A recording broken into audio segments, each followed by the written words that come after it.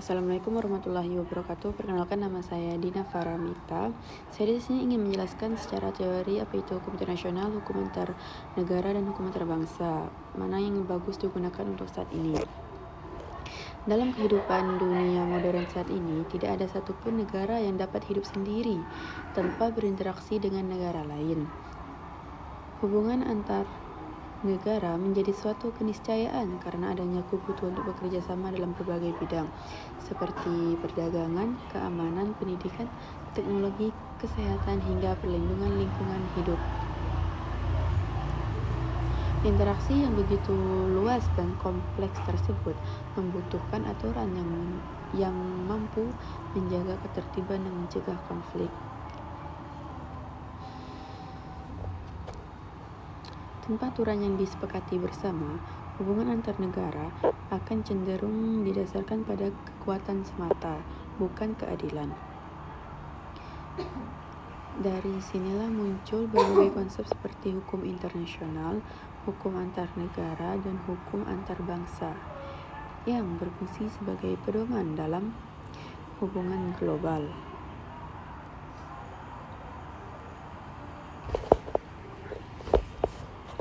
Hukum internasional secara umum dapat dipahami sebagai keseluruhan kaidah dan prinsip hukum yang mengatur hubungan dalam masyarakat internasional. Masyarakat internasional yang dimaksud bukan hanya terdiri dari negara, tetapi juga organisasi internasional, individu, serta aktor global lainnya yang memiliki peran dalam hubungan lintas batas. Hukum internasional mengatur berbagai aspek kehidupan global, mulai dari hubungan diplomatik, perjanjian internasional, hukum laut, hukum udara, perdagangan internasional, hingga perlindungan hak asasi manusia. Dengan kata lain, hukum internasional berfungsi sebagai sistem aturan yang menjaga keteraturan dalam interaksi global. Di sisi lain, istilah hukum antar negara memiliki cakupan yang lebih terbatas.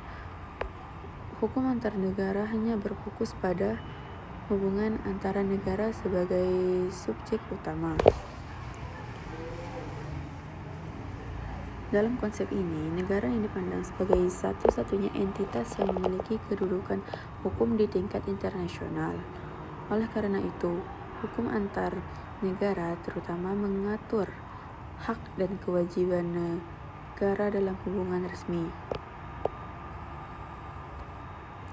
seperti pembuatan perjanjian, hubungan diplomatik, pengakuan kedaulatan, atau penyelesaian sengketa wilayah.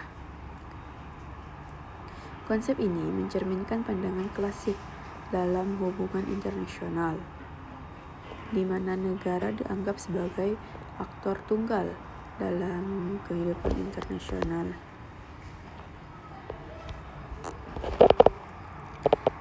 Sementara itu, hukum antar bangsa memiliki makna yang lebih luas dibandingkan hukum antar negara. Hukum antar bangsa tidak hanya mengatur hubungan formal antar pemerintah, tetapi juga hubungan antar kelompok masyarakat atau komunitas manusia lintas batas negara. Bangsa dalam konteks ini tidak selalu identik dengan negara. Suatu bangsa dapat memiliki identitas budaya atau sejarah yang sama, meskipun tersebar di berbagai negara. Oleh karena itu, hukum antar bangsa mencerminkan hubungan yang lebih bersifat sosial dan kultural dibandingkan hukum antar negara yang bersifat politis.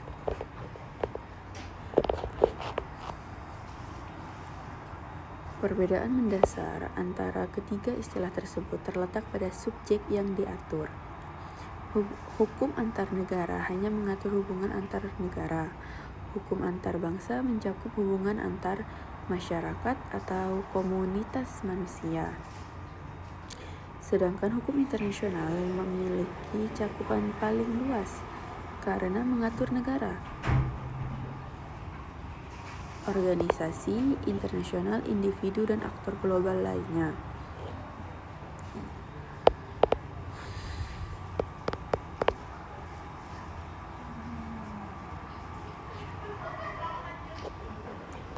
Dalam perkembangan sejarah, hukum antar negara merupakan konsep yang lebih dahulu dikenal.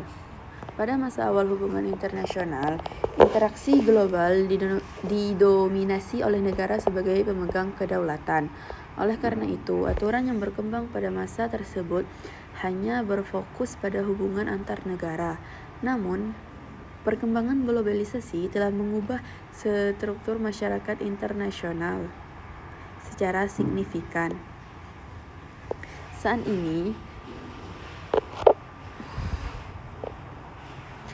ini, organisasi internasional memiliki peran yang sangat penting dalam mengatur hubungan global.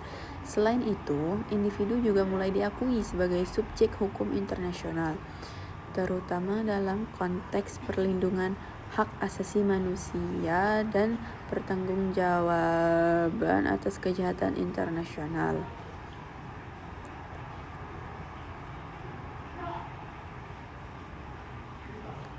Perusahaan multinasional dan organisasi non-pemerintah juga memiliki pengaruh yang besar dalam hubungan internasional. Kondisi ini menunjukkan bahwa hubungan internasional tidak lagi didominasi oleh negara semata.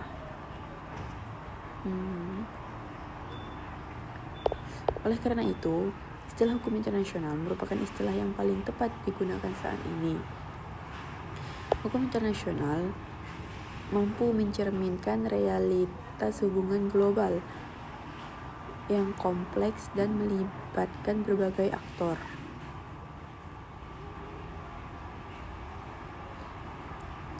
Hukum internasional juga bersifat dinamis dan terus berkembang mengikuti perubahan zaman. Selanjutnya, muncul pertanyaan penting mengenai sifat hukum internasional. Apakah hukum internasional benar-benar merupakan hukum, ataukah hanya sekedar moral internasional? Pertanyaan ini muncul karena hukum internasional tidak memiliki sistem penegakan yang sekuat hukum nasional.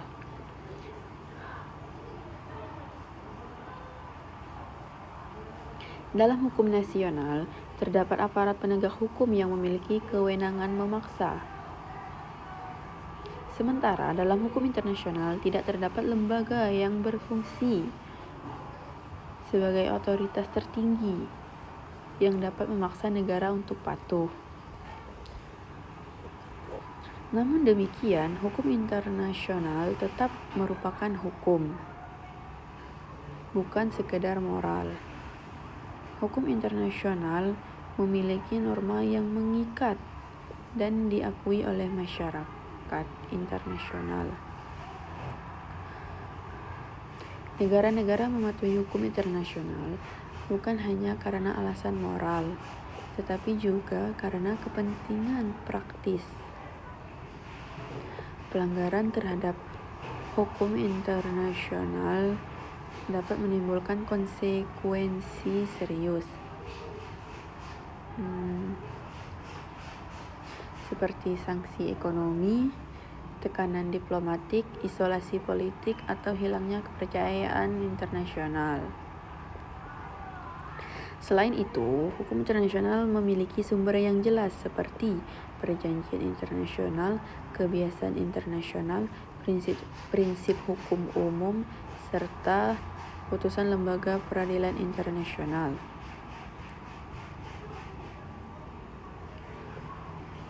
Sumber-sumber ini menunjukkan bahwa hukum internasional bukan sekedar norma etika, tetapi merupakan sistem aturan yang diakui secara luas.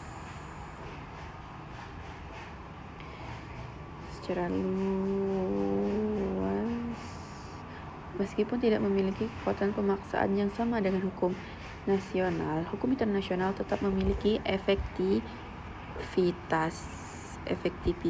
seperti kejadian yang dihadapi.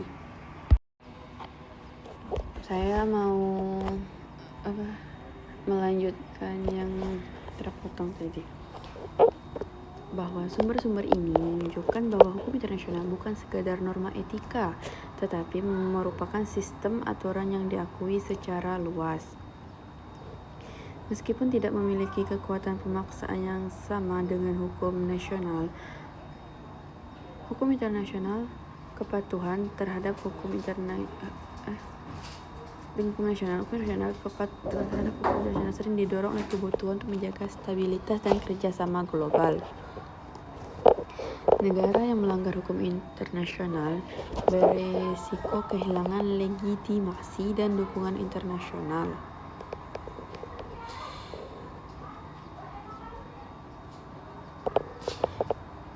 Dengan demikian, hukum internasional dapat dipahami sebagai sistem hukum yang memiliki karakteristik khusus.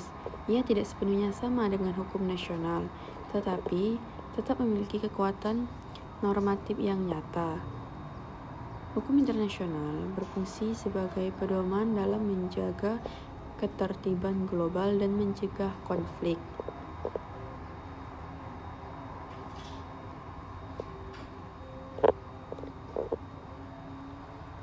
Kesimpulannya, hukum antar negara merupakan konsep yang terbatas karena hanya mengatur hubungan antar negara. Hukum antar bangsa memiliki cakupan lebih luas karena mencakup hubungan antar komunitas manusia. Namun, hukum internasional adalah konsep yang paling relevan digunakan saat ini karena mencerminkan kompleksitas hubungan global modern. Selain itu, hukum internasional tetap merupakan hukum, bukan sekadar moral internasional, karena memiliki norma yang mengikat dan sumber hukum yang jelas.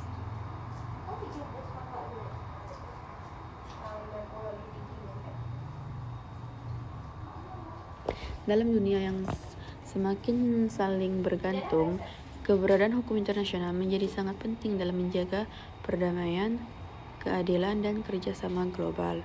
Tanpa hukum internasional, hubungan dunia akan didominasi oleh kekuatan semata, bukan oleh aturan bersama yang menjamin kepentingan semua pihak.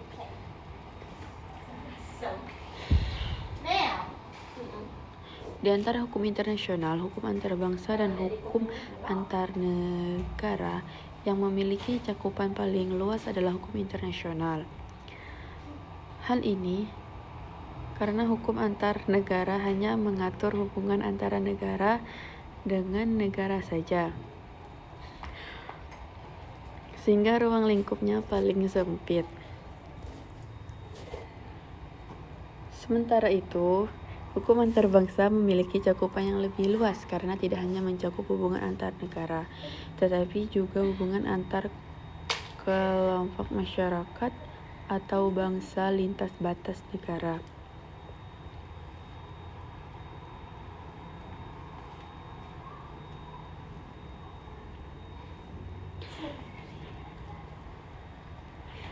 Namun, hukum internasional memiliki ruang lingkup yang paling panjang atau luas karena mengatur tidak hanya negara dan bangsa, tetapi juga organisasi internasional, individu, serta berbagai aktor global lainnya. Dengan demikian, hukum internasional mencakup keseluruhan hubungan dalam masyarakat internasional, sehingga menjadi istilah yang paling tepat digunakan dalam konteks dunia modern saat ini.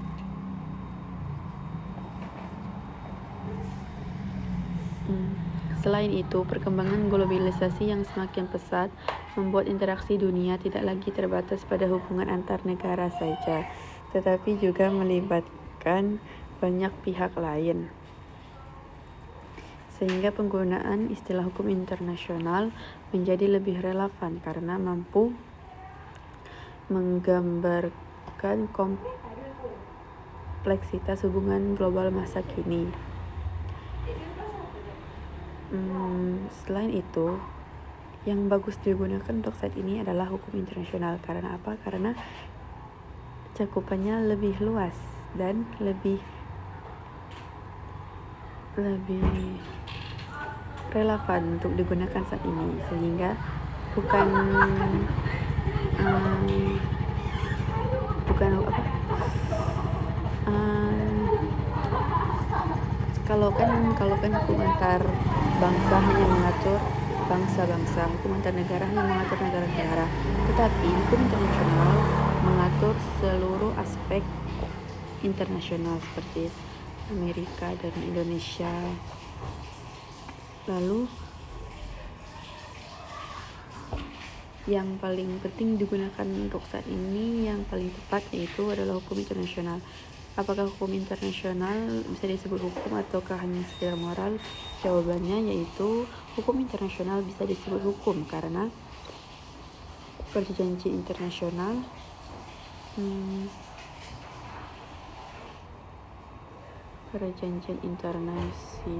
dan juga itu saja dari saya. Dan juga saya mau menambahi bahwa moral dan hukum itu berbeda. Baik, terima kasih. Sekian dari saya pamit undur diri. Terima kasih telah mendengarkan penjelasan singkat dan juga tidak terlalu panjang dari saya. Saya tutup. Waalaikumsalam warahmatullahi wabarakatuh.